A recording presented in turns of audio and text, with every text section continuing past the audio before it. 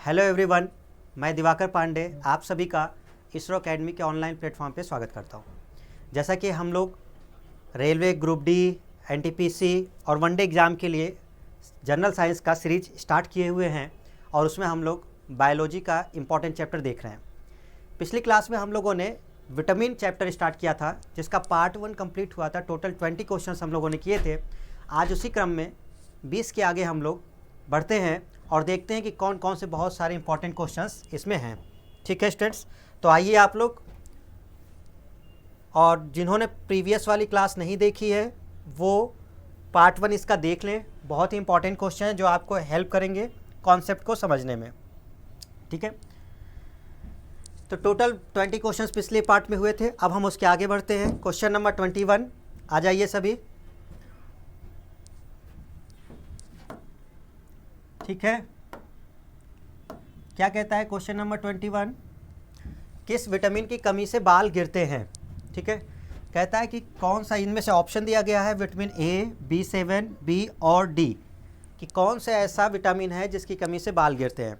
तो हम लोग किसे टिक करेंगे स्टूडेंट्स? B7। ठीक है, क्या नाम है B7 का? बायोटीन। केमिकल नेम क्या हो पढ़ते हैं हम इसे? बायोटीन। ठीक है, ए का केमिकल नेम क्या है स्टूडेंट्स? रेटिनॉल। ठीक है, बी में कई सारे होते हैं अलग अलग। डी का क्या नाम है आपका? Calciferol. Calciferol. Okay, vitamin D की कमी से रोग कौन सा होता है स्टूडेंट्स? रिकेट्स, है ना। और इससे तो आप जानते ही हैं कौन सा होता है students? Night blindness. Night blindness. ठीक है, और हम लोगों ने देखा था कि इसमें वाटर सॉल्युबल और फैट सॉल्युबल भी होते हैं। तो वाटर सॉल्युबल आपको पता ही था, है ना। याद करने का तरीका आपको बताया हुआ है। WBC याद कर लो। W से आपका क्या बन जाएगा? वाटर। ठीक है, और B और C, यानी कि विटामिन B और C क्या हैं? वाटर सॉल्युबल हैं। बाकी जो बचे आपके A, D, E, K, वो सारे कौन से हो जाएंगे? फैट सॉल्युबल हो जाएंगे। ओके, ठीक है, आगे बढ़ जाएं। ठीक है, वेरी गुड। क्वेश्चन नंबर 22, 22वां क्वेश्चन हम लोग देखते हैं। क्वेश्चन पूछ रहा है विटामिन B3 का रासायनिक नाम क्या है? What is the chemical name of vitamin B3? ठीक है, आइए, क्या इसका नाम नियासिन है? क्या इसे निकोटिनिक एसिड कहते हैं? या सी ऑप्शन दे रहा है बोथ, और डी ऑप्शन दे रहा है आपका नन ऑफ दिस। तो देखिए, B3 का रासायनिक नाम नियासिन भी है और इसे निकोटिनिक एसिड भी कहा जाता है। अब अगर दोनों हैं तो इसका मतलब सही ऑप्शन कौन सा होगा स्टूडेंट्स? विटामिन सी होगा। ठीक है, और चलिए आपके लिए है कि विटामिन B3 की कमी से कौन सा रोग होता है? तो विटामिन B3 की कमी से रोग होता है आपका पेलाग्रा। कौन सा रोग है स्टूडेंट्स? पेलाग्रा रोग। पेलाग्रा रोग। ठीक है ना, विटामिन B3 की कमी से रोग कौन सा है स्टूडेंट्स? पेलाग्रा रोग है। ओके, आगे बढ़ जाएं। आइए क्वेश्चन नंबर 23 पे चलते हैं। क्या कहता है क्वेश्चन नंबर 23? जल्दी से पढ़ें आप लोग, बहुत बढ़िया, बने रहें सब लोग। मछली के यकृत में कौन सा विटामिन प्रचुर मात्रा में होता है? Which vitamin is found in abundance in fish liver? ठीक है, फिश लिवर में कौन सा विटामिन प्रचुर मात्रा में है? विटामिन ए, डी, बोथ या नन? आपको पता है कि फ़िश ऑयल, या हम लोग जो ये बोलते हैं, तो फ़िश ऑयल किस चीज़ के लिए आपका ज़रूरी है? आँखों के लिए बहुत ज़्यादा ज़रूरी है ना। आँखों के लिए तो ए तो होगा ही होगा, है ना। और ये हड्डियों के लिए भी रहता है, तो इसका सही आंसर होता है बोथ ए एंड बी। ठीक है, आगे बढ़ जाए। तो ये कोई बहुत बड़ा क्वेश्चन नहीं था, इन्होंने सिंपल सा पूछा है कि जो फिश है वो किस विटामिन प्रचुर मात्रा में होता है। क्वेश्चन नंबर 24 पढ़िए सभी जल्दी से। क्वेश्चन नंबर 24 क्या बोल रहा है स्टूडेंट्स? मानव आहार में निम्नलिखित में से किन विटामिन की कमी होने से जीरोप्थैल्मिया रोग हो जाता है? जीरोप्थैल्मिया रोग। ठीक है, ड्राई आई, यानी कि आंखों की जो कोशिकाएं हैं वो सूखने लगती हैं, ड्राई आई हो जाती है जीरोप्थैल्मिया में।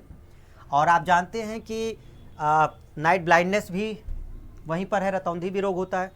तो कौन सा ऐसा है जब ड्राई आई की बात हो गई तो इसका मतलब सही कौन सा है? Vitamin A. केस की कमी से कौन सा रोग होता है? हीमोफीलिया। इसकी कमी से कौन सा रोग होगा? हीमोफीलिया। डी से कौन होगा? रिकेट्स। ओके। और सी की कमी से कौन होगा स्टूडेंट्स? स्कर्वी। ओके। अच्छा, डी की कमी से ही आपको क्या देखने को मिलता है? आपका ऑस्टियोमलेशिया भी देखने को मिलता है, लेकिन बड़ों में या वयस्कों में, और ये बच्चों में है ना, बच्चों में। इसका खून का थक्का नहीं बनेगा। हीमोफीलिया में क्या नहीं बनेगा? खून का थक्का नहीं बनता, खून का थक्का नहीं बनता। ठीक है, ये पॉइंट है। चलिए आगे बढ़ जाए। तो सही आंसर हमारा निकल के क्या आया? Vitamin A. Question number 25। अगर कोई व्यक्ति ऐसा है जो यकृत यानी लीवर, दूध, अंडा और मछली सहित विभिन्न खाद्य पदार्थों में पाया जाने वाला जल में घुलनशील विटामिन कौन सा है जो आपके शरीर की रक्त और तंत्रिका कोशिकाओं को स्वस्थ रखने में मदद करता है? बढ़िया क्वेश्चन है। एक तो ये क्वेश्चन ये पूछ रहा है कि कौन सा, देखो एक लिख भी दिया है वाटर सॉल्युबल विटामिन। ठीक है, क्वेश्चन कह रहा है कि कौन सा ऐसा है जो वाटर सॉल्युबल विटामिन है, found in various foods including liver, milk, eggs and fish, helps keep your bodies blood and nerve cells healthy. तो एक चीज़ आपको ध्यान रखना है कि वाटर सॉल्युबल है। ठीक है, क्या आंसर देंगे? Vitamin C, vitamin E, vitamin B12 या विटामिन ए? ठीक है, तो कैसे आपको क्वेश्चन पकड़ना है? देखो वाटर सॉल्युबल है तो हमने आपसे कहा था आप WBC याद रखिए।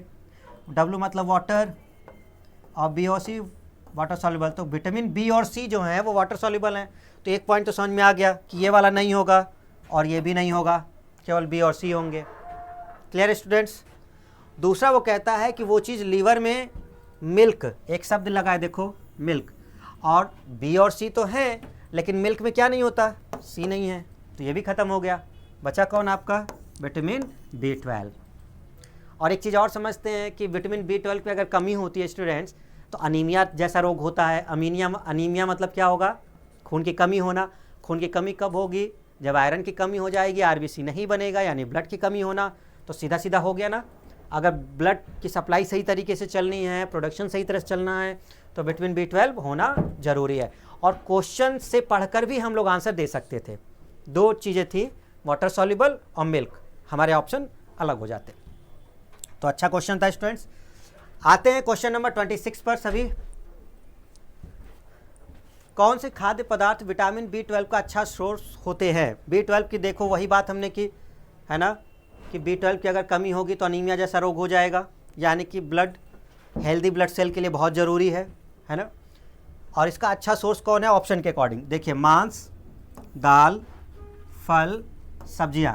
तो हमने देखा कि ज़्यादातर जो B12 हैं वो कैसे हैं? नॉन वेज में ज़्यादा मिल रहे हैं, है ना। फ़िश हो गए, एग हो गया, है ना। अभी अभी आपने देखा कि फ़िश में था, एग में है ना, मीट है ना, ये सब चीज़ें इनमें ज़्यादा है। तो नॉनवेज वाली जो चीज़ें हैं उसमें ज़्यादातर B12 का सोर्स देखने को मिलता है ना। वेज वाली चीज़ें बहुत कम है जो B12 का सोर्स है। तो मीट हमारा यहाँ से सही आंसर निकल के आएगा। और B12 का नाम भी आप जानते होंगे, क्या नाम है स्टूडेंट? साइनोकोबालामीन। ठीक है, एक ऐसा विटामिन जिसमें क्या होता है? कोबाल्ट मौजूद होता है, कोबाल्ट मौजूद होता है। तो क्वेश्चन रहेगा कि कौन सा ऐसा विटामिन है जिसमें कोबाल्ट होता है? तो आंसर होता है कि B12। और अगर B12 की कमी हो जाए तो अनीमिया रोग हो जाता है या उसके चांस हो जाते हैं। ओके, चलिए बढ़िया। 27 नंबर क्वेश्चन पे आते हैं स्टूडेंट्स। क्या कहता है 27? निम्नलिखित में से कौन सा विटामिन आयरन के अवशोषण को प्रभावित करता है? अब यहाँ पर असल में पूछ रहा है कि बॉडी में आयरन के एब्जॉर्प्शन को कौन सही रखता है। एक तो होता है प्रोडक्शन, एक होता है कि आपने दूसरे सोर्सों से लिया, लेकिन बॉडी में वो एब्जॉर्ब भी तो होना चाहिए।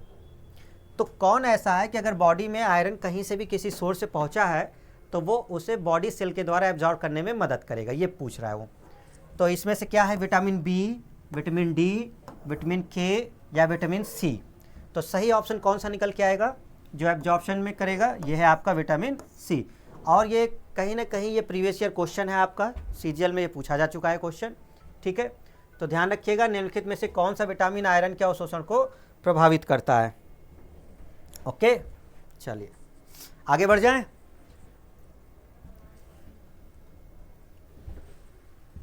क्वेश्चन नंबर 28 पे आते हैं।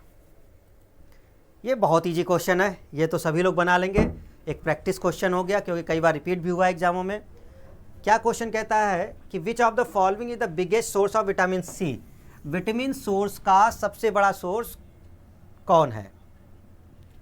तो विटामिन सी का कौन है? नींबू, आलू, गाय का दूध या खीरा? करेक्ट ऑप्शन इज नींबू। जो खट्टे फल होते हैं ना, सिट्रस फ्रूट, सिट्रस फ्रूट, खट्टे फल, वो बहुत अच्छे सोर्स होते हैं स्टूडेंट्स। किसके? विटामिन सी के, ठीक है ना। और विटामिन सी की कमी सभी लोग जानते हैं कि स्कर्वी रोग है ना। आंवला वगैरह इसका सोर्स है ना, आंवला और भी संतरा, ये सब इसके अच्छे सोर्स हैं। ये एक ऐसा विटामिन जो मिल्क में नहीं होगा, है ना, मिल्क वगैरह में ये नहीं होता। स्कर्वी में होता क्या है? मसूड़ों में सूजन आ जाती है स्टूडेंट्स, ब्लीडिंग शुरू हो जाती है, जेब पर छाले वगैरह पड़ जाना, ये सब होता है। क्वेश्चन नंबर 29 पे आते हैं। चलिए पढ़िए सभी। कौन सा ऐसा विटामिन है जिसको नियासिन के नाम से जाना जाता है? ठीक है, बहुत आसान है, जल्दी से आंसर दे सभी लोग। कौन सा विटामिन है? क्या B2 है, B1 है, B है या विटामिन B3 है? देखिए B2 को क्या बोलते हैं एवरीवन? राइबोफ्लेविन। B1 को क्या बोलते हैं? थायमिन, ठीक है। और B3 को क्या कहा जाता है? Correct answer is B3। B3 को ही हम कहते हैं नियासिन। एक और चीज़ समझ लीजिएगा, इसका दूसरा नाम निकोटिनिक एसिड भी है, निकोटिनिक एसिड, ठीक है। B3 का एक और नाम है स्टूडेंट्स, निकोटिनिक एसिड। आइए क्वेश्चन नंबर 30 पे चलते हैं। क्वेश्चन नंबर 30 क्या कहता है? निम्नलिखित में से कौन सा वसा में घुलनशील विटामिन है? वसा, फैट सॉल्युबल। बहुत आसान था। वाटर सॉल्युबल कौन कौन से थे? वाटर सॉल्युबल विटामिन बी और सी, ठीक है। तरीका था WBC याद करना। और फैट सॉल्युबल कौन से थे आपके स्टूडेंट्स? A, D, E और K। तो ये थे आपके कौन से? Fat soluble. और वाटर सॉल्युबल में B और C तो है ही है। तो अब आप यहाँ से देखिए, फैट सॉल्युबल तो B और C तो नहीं होंगे, तो C कैंसिल हो गया, B दोनों कैंसिल हो गए, बचा कौन? D, vitamin D। क्लियर हो गया स्टूडेंट सभी? तो वाटर सॉल्युबल आपका विटामिन B और C, और फैट सॉल्युबल आपका ADEK, ठीक है। चलिए आगे बढ़ जाएं। ओके, बहुत बढ़िया बहुत बढ़िया। क्वेश्चन नंबर आते हैं 31 पर, ठीक है। क्वेश्चन नंबर 31 पर जल्दी से देखें क्या है। राहुल बेरी बेरी रोग से पीड़ित है, बताएं किसकी कमी है? उसको एक रोग हो गया है, कौन सा? Beriberi. और बेरी बेरी अगर हो गया है तो कमी किसकी हो गई है? देखिए विटामिन B1, थायमिन है नाम, और थायमिन की कमी होना मतलब बेरी बेरी। इसकी कमी से कौन सा रोग होगा? Berry berry. विटामिन C से कौन सा होगा? स्कर्वी। ए से कौन होगा? रेटिनॉल है, और रेटिनॉल की कमी से कौन सा होगा? Night blindness, night blindness, very good. और के की कमी से कौन सा होता है? हीमोफीलिया, हीमोफीलिया, ठीक है। क्लियर है सभी को स्टूडेंट्स? तो सही आंसर कौन सा निकल के आया? B1। ओके, बहुत बढ़िया। अब तक तो काफ़ी बार रिवीजन हो गया, हम लोग को तो याद भी होता हुआ चल रहा है, ठीक है। आगे क्वेश्चन नंबर 32। कौन सा ऐसा विटामिन है जो हमारी हड्डियों और दांतों के लिए कैल्शियम का उपयोग करने में हमारे शरीर की सहायता करता है? ठीक है भाई, कैल्शियम रहेगा तभी तो हड्डियाँ और दांत मजबूत रहेंगे। तो कौन सा ऐसा विटामिन है जो उसके लिए हेल्प करता है?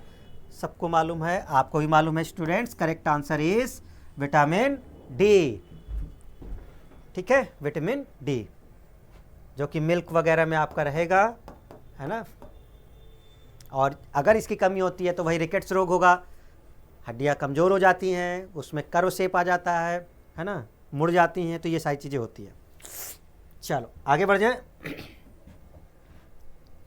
ओके, बढ़िया क्वेश्चन है। क्वेश्चन नंबर 33 हम सभी देखते हैं क्या पूछा है, पढ़िए सभी। Which vitamin D isoform, vitamin D का कौन सा आइसोफॉर्म है that is used for the treatment of hypoparathyroidism, दुष्चिकित्सय, रिकेट्स, देखो एक नाम रिकेट्स आ गया है, और पारिवारिक हाइपोफास्फेटेमिया के इलाज के लिए किस विटामिन डी समधर्मी का यूज होता है? देखिए जब भी विटामिन डी के आइसोटोप की बात होती है ना स्टूडेंट्स, तो दो ज़्यादातर यूज होते हैं नाम। एक होता है कोलेकैल्सिफेरॉल, है ना, कोलेकैल्सिफेरॉल, जो कि ऑप्शन में है नहीं आपके, ठीक है। और दूसरा आपका यूज होता है एर्गोकैल्सिफेरॉल, एर्गोकैल्सिफेरॉल, ये चीज़ है। तो इसमें एक पॉइंट होता है कि जो कोलेकैल्सिफेरॉल है, जब सनलाइट पड़ती है ना, तो वो हमारे त्वचा में एक 7 डिहाइड्रोकैल्सिफेरॉल प्रेजेंट होता है, उसकी उपस्थिति में ये बन जाता है, ठीक है। और बाकी होता है एल्गोकैल्सिफेरॉल जो दूसरा होता है। तो अगर इसकी कमी हो जाती है या कुछ भी पॉइंट होता है तो हाइपोपैराथायरॉयडिज्म, दुष्चिकित्सय, रिकेट्स शब्द हो गया, और पारिवारिक हाइपोफास्फा मतलब कमी होना, हाइपो मतलब शब्द क्या होता है, कमी होना उससे, ठीक है, के इलाज के लिए किस विटामिन डी समधर्मी का इस्तेमाल किया जाता है? तो सही आंसर निकल के कौन सा आता है, ये एर्गोकैल्सिफेरॉल, जो विटामिन डी का ही एक रूप है, ठीक है ना, विटामिन डी के लिए ही यूज होता है, विटामिन डी के लिए ही होता है। दो फॉर्म यूज होते हैं, एक कोलेकैल्सिफेरॉल फॉर्म यूज होता है और एक एर्गोकैल्सिफेरॉल फॉर्म यूज होता है, ठीक है, जो आइसोधर्म में आते हैं। क्लियर हो गया स्टूडेंट सभी को? बढ़िया क्वेश्चन था, ध्यान रखिएगा इसको। क्वेश्चन नंबर 34 आते हैं, चलिए जल्दी से देखें सभी, पढ़ें। निम्नलिखित में से किस विटामिन की कमी से घाव से अत्यधिक रक्तस्राव होता है? अगर घाव से अत्यधिक रक्तस्राव हो रहा है तो इसका मतलब खून का थक्का नहीं बन रहा है। मतलब क्या हुआ, खून का थक्का न बनना, और खून का थक्का अगर नहीं बन रहा है तो मतलब एक रोग हो गया, हीमोफीलिया। और हीमोफीलिया किसके उससे होता है, के की कमी। कौन से विटामिन, के की कमी। तो सीधा सीधा आंसर निकल के आया कि अगर घाव से अत्यधिक रक्तस्राव हो रहा है तो सही ऑप्शन है आपका के। तो बॉडी में के की कमी हो गई है स्टूडेंट्स। ओके, बढ़ जाएं आगे। अच्छा, विटामिन के का नाम क्या है, रासायनिक नाम? रासायनिक नाम क्या है स्टूडेंट्स? फाइलोक्विनोन या फिर नैफ्थाक्विनोन।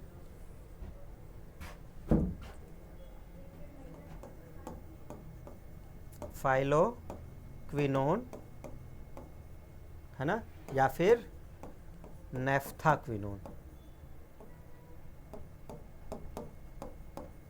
ठीक है, नैफ्थाक्विनोन।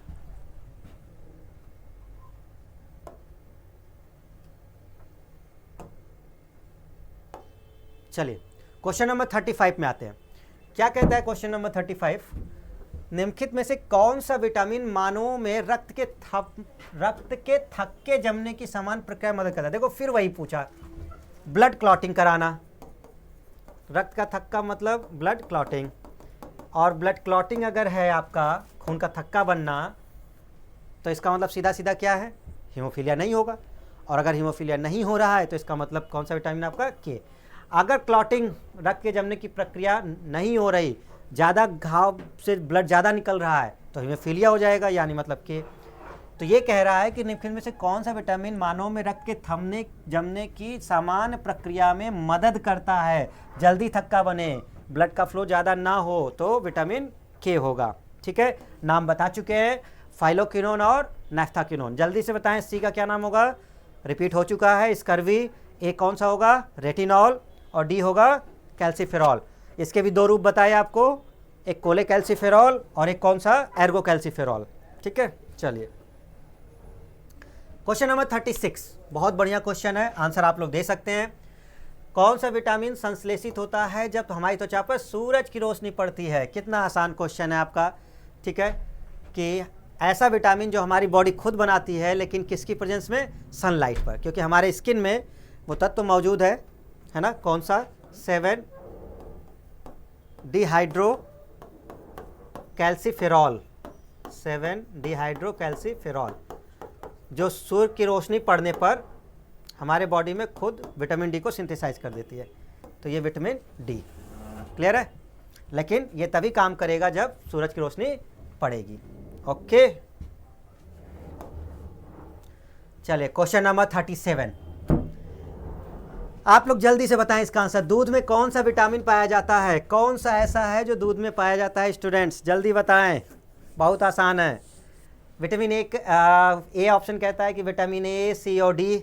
अच्छा, दूसरा कहता है सी डी ई, तीसरा कहता है सी के डी और चौथा कहता है ए बी डी। तो आई होप कि आपका आंसर आ गया होगा। अब दूध का पूछा गया है तो एक विटामिन इसमें नहीं होता, कौन सा, विटामिन सी। तो जिस ऑप्शन में विटामिन सी नहीं होगा बस वही ऑप्शन होगा, क्योंकि सी तो मिल्क में है नहीं, और उन्होंने पूछा है कि दूध में कौन से विटामिन है, तो ये नहीं हो सकता, ये नहीं होगा, ये नहीं होगा, और सही ऑप्शन हो जाएगा हमारा विटामिन डी। क्लियर है? तो बहुत ही इंपॉर्टेंट विटामिन के हम लोगों ने 37 प्रीवियस ईयर जो अलग अलग एग्जामों में आए हैं, जिसमें CGL भी शामिल है, जिसमें CHSL, MTS, railway, group D, NTPC, सारे एग्जाम आपके कवर थे और बहुत ही इंपॉर्टेंट। आपसे आशा हम यही करते हैं कि आप इसको रिवीजन कर लेंगे थ्योरी के साथ, तो आपका ये टॉपिक बिल्कुल पक्का हो जाएगा। ठीक है, तो आज के लिए हम लोग इतना ही रखते हैं स्टूडेंट्स। नेक्स्ट क्लास में फिर से मुलाकात होगी हमारी एक नए टॉपिक के साथ। तब तक के लिए आप सभी अपना ध्यान रखें, पढ़ते रहें और मेहनत करते रहें, और इसरो एकेडमी के साथ हमेशा बने रहें। धन्यवाद, थैंक यू।